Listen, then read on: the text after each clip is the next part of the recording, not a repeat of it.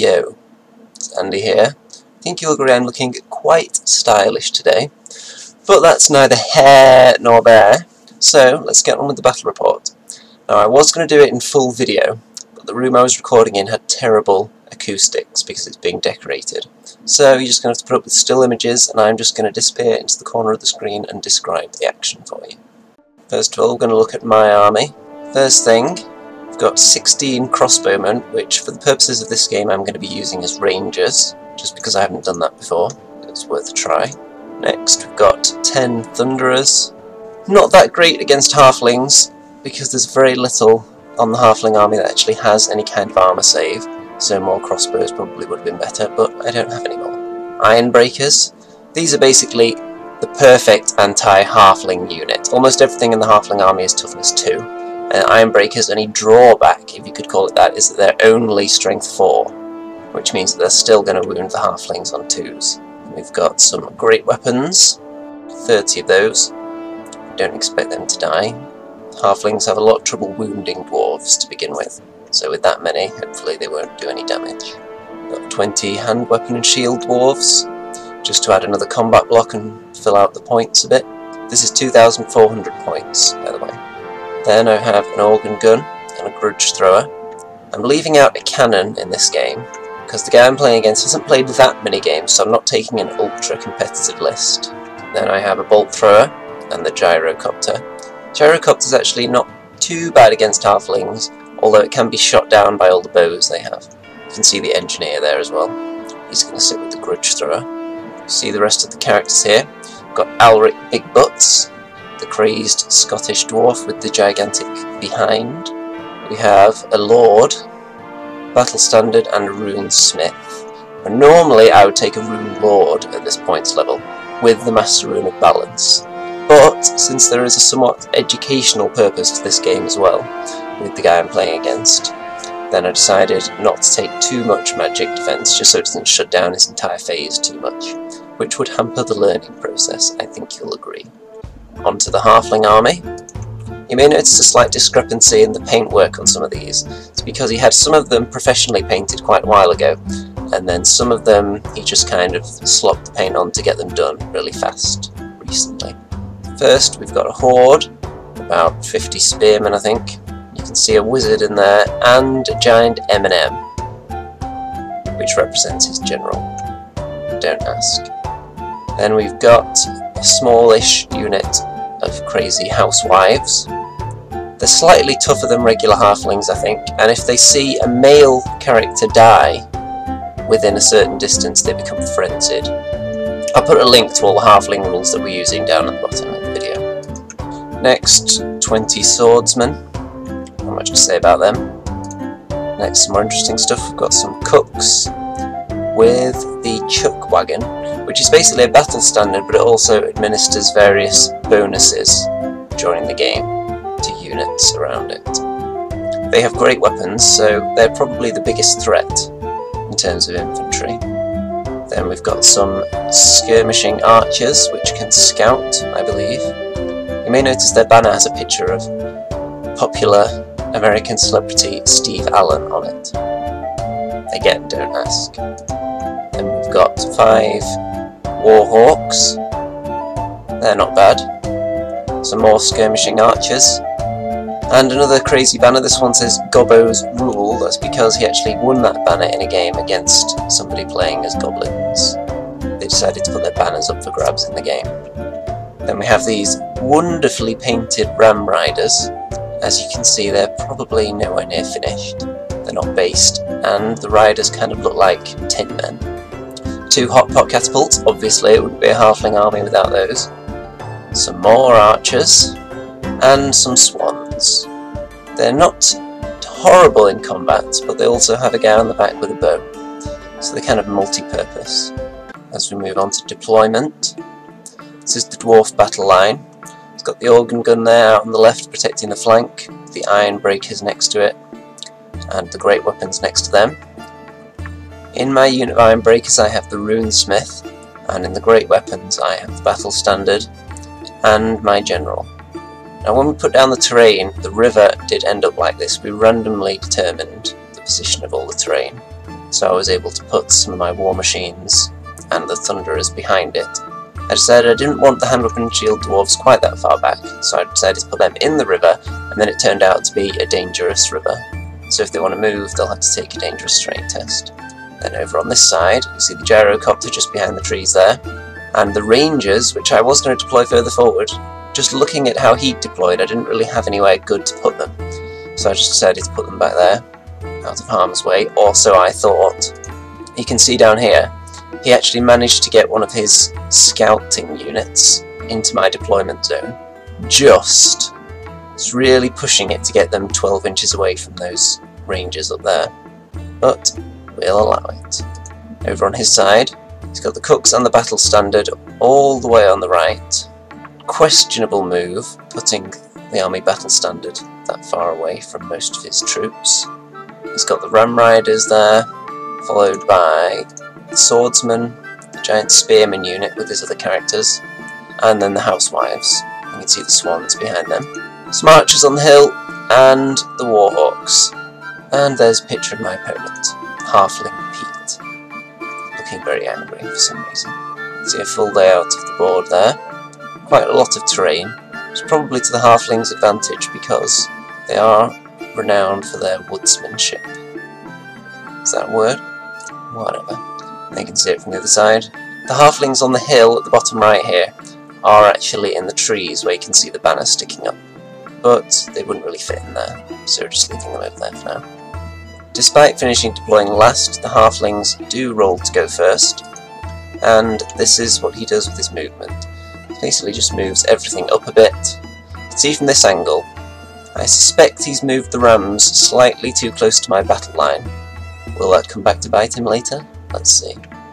Yep, in his magic phase, he tried to cast a comet around my war machines with his mage with the Law of the Heavens, so I decided I was going to have to dispel scroll that because he got quite a good roll, and there's no way I want the comet on turn 1 in the middle of my deployment zone. That's the worst possible time to get it, because it just gets stronger as the game goes on. His magic phase didn't accomplish anything, but in the shooting phase he did manage to shoot my crossbowmen to death, basically. His scouts down in the bottom left and all the other archers fired at them, and they basically ran away like wussies. He also moved his warhawks, combining their vanguard move and a march. He managed to get all the way down there to my battle lines. There's no combat yet, and the hot pots were wholly ineffective that turn. Dwarf turn 1. The stone thrower gets a nice shot away onto his spearmen, kills about 16 of them in one go, which is very nice. I successfully charge the great weapon unit into his rams, and you can see that this triggered the release of the crazed cooks from the cook unit, which are basically goblin fanatics. Thankfully none of them reached me, and they're kind of holding up his entire cook unit now, which is his main combat unit. He doesn't want to go through those guys, that would be very painful.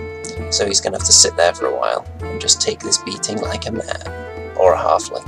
You can see that I immediately kill quite a few of his rams with my great weapon unit. They have a lot of bonuses on the charge, those rams, so I was very eager not to be charged by them. Not only do they have lances, but the rams also have some kind of charge bonus as well. Over on the other side, I charged the gyrocopter into his warhawks. Managed to kill a couple of them by the looks of it.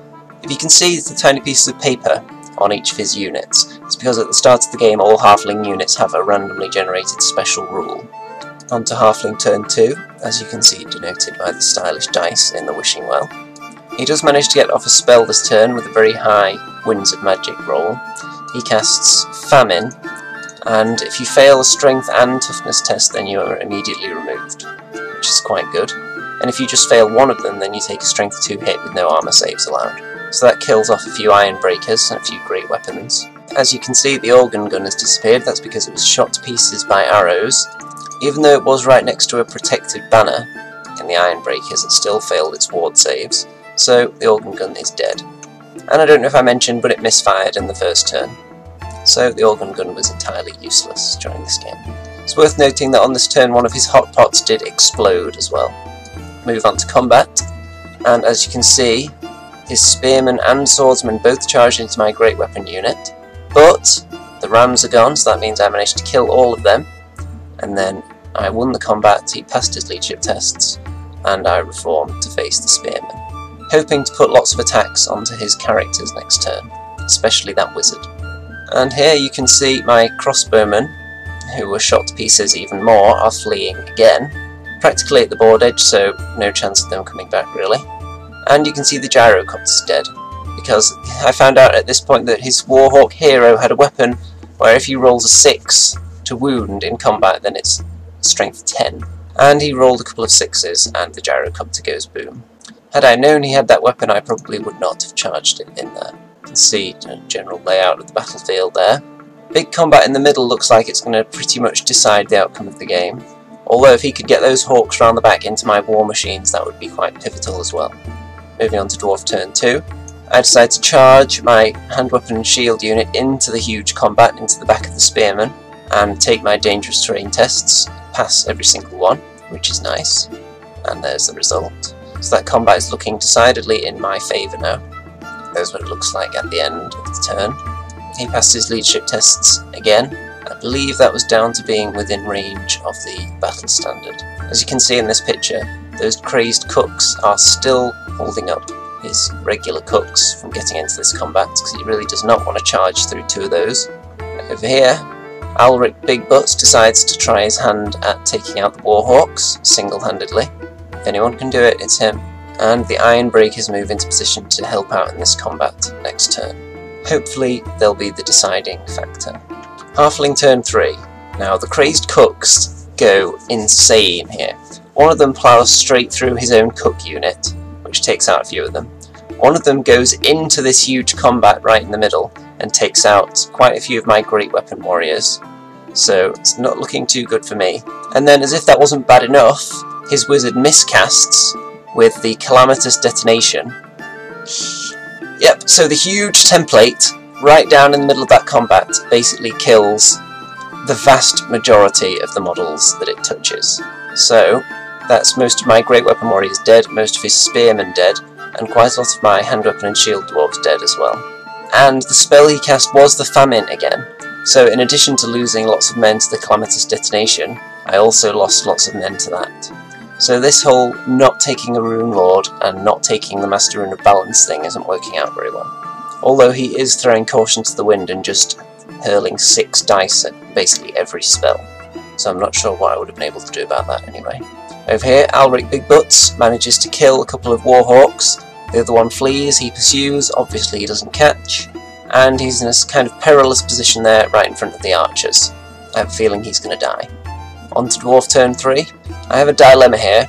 I could either charge Alric into the archers and face the wrath of stand and shoot, or I could just move right up to them and make them shoot him next turn. And that's what I decided to do, because chances are he's going to die from 1 round of shooting to them. So if he dies now, that just leaves the archers open to shoot at something else next turn. So I'm just going to leave him there so they have to deal with him next time. And if they fail to kill him, I'll be able to charge next time, and I'll be out of the stand and shoot range. Stone Thrower gets off another nice shot and kills all but 4 of the housewives. So they are fleeing, and they're not going to be coming back, basically. So they were entirely ineffective this game. I do keep telling him that unit's too small to really be effective, and that just demonstrates why. 1 decent template hit can just take out all of them. Over in the middle, I had to kill off all of his spearmen, including the wizard and his general. So my units are able to turn to face the other threats, the swordsmen and the swans, which should come into the rear. Halfling turn 4. He gets another irresistible force, this time with the comet, which he does manage to place in the middle of my war machines, so I have a feeling they are going to die in the not too distant future. The wizard that did it is on the corner of the cook's unit there. Doesn't look too much like a wizard, but then this is his halfling army we're talking about here. Nothing too terrible happens with the miscast, I believe, on this turn.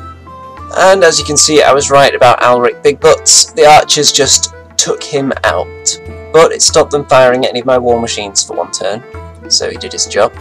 Now he also charged his cooks into my great weapon unit.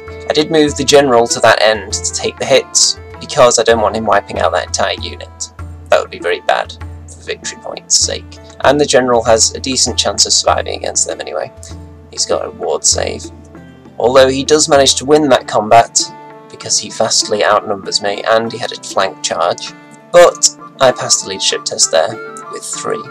Dwarf turn 4, this is where it starts looking good for me.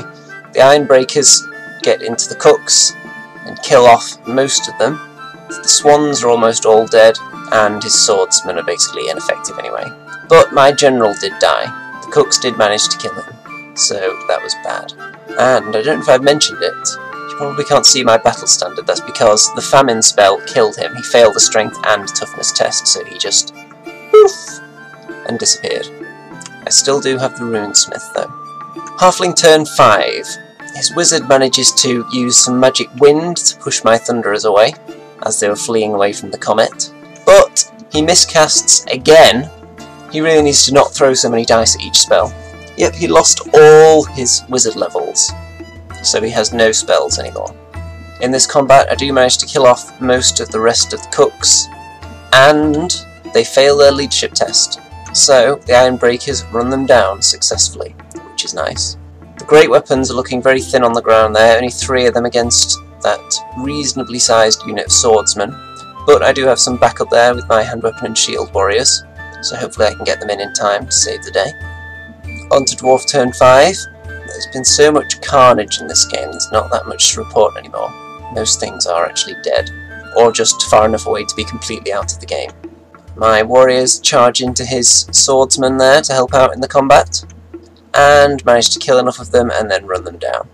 In the meantime, the Ironbreakers charge into his unit of archers in the woods, and beat them in combat, and they flee. With no more rerolls since the battle standard is dead. Halfling turn 6. His archers rally, and that's basically all he can do. The comet does go off though, which takes out my remaining war machines. Straight on to Dwarf turn 6. The Ironbreakers charge into his unit of archers. They stand and shoot, doesn't really do much. I do plenty of damage in the combat, and run them down. And that's the end of the game. So this is all that's left. A hot pot, and 2 units of archers for the Halfling side, and for the Dwarves, all we have are the shattered remnants of the 2 Dwarf warrior units, and the Ironbreakers with the runesmith inside. And here are the corpse piles. It's the Halflings, and the Dwarves. That was an absolute bloodbath.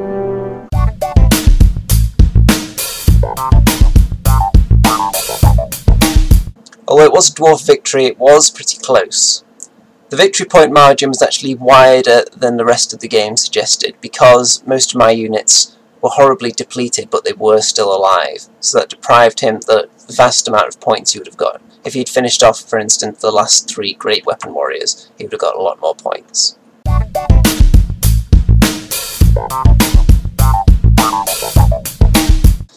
Final thoughts. I think basically he needs some bigger combat units other than just the spearmen. His cooks are good, but he doesn't have enough of them, and the housewives didn't make it across the board because there was too few of them.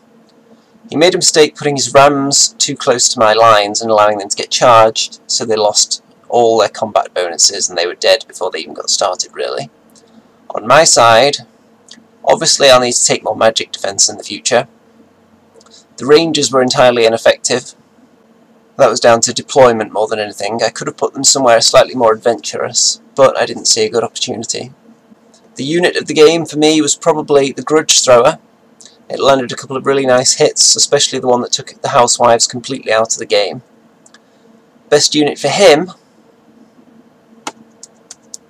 I would say probably his wizard, even though it did miscast repeatedly. That wizard did do a lot of damage to my lines with that famine spell. And the miscasts did even more damage to me than the spells. Worst unit of the game for me, I would say undoubtedly the organ gun. Misfired in turn 1 and then was shot to pieces in turn 2. Can't get much worse than that. Worst unit for him, either the hot pot that blew itself up and didn't do anything, or the ram riders.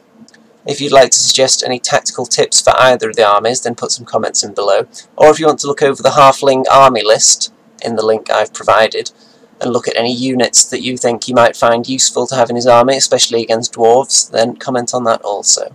And I will see you next time.